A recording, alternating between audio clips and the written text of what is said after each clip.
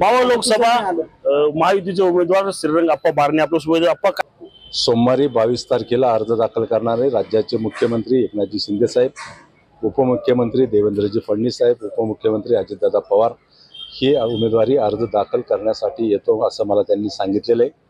महायुतीच्या घटक पक्षाचे नेते उमेदवारी दाखल करण्यासाठी प्रत्येक लोकसभा मतदारसंघामध्ये जातात, ते मी चित्र पाहिलेलं असेल।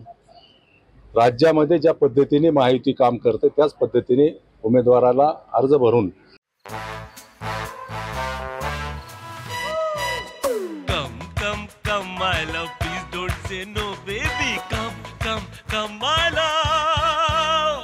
वी-गार्ड के air coolers extra large cooling pads के साथ जो अच्छों को ठंडा करे। V Guard air coolers, long lasting cooling.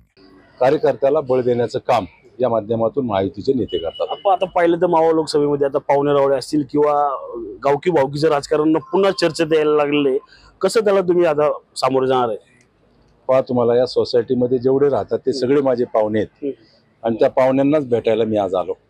बाकीचे जे आहेत सगळे गाववाले असतील किंवा बाहेरचे असतील, त्याचं कसं गणित?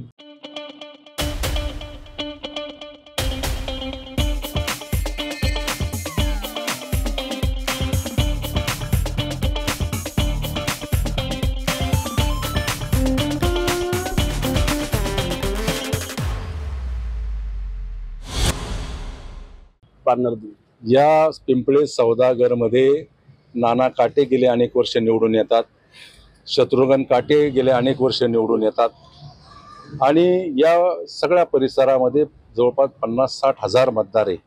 हा मतदाता त्यांच्यावरती विश्वास ठेवतो। इथं गावकी भावकी काही नाही, नातेगोते काही नाही, ही देशाची निवडणूक आहे। देशाचा लोकप्रतिनिधी कुणाला निवडायचे या दृष्टिकोनातून निवडणूक महत्वाची। नातेगोते भावकी बिवकी काही कार्यक्रम समारंभ असेल तर येतील जेवायला कार्यक्रमाला। रणजित जाधव, TV9 मराठी, पिंपरी चिंचवड।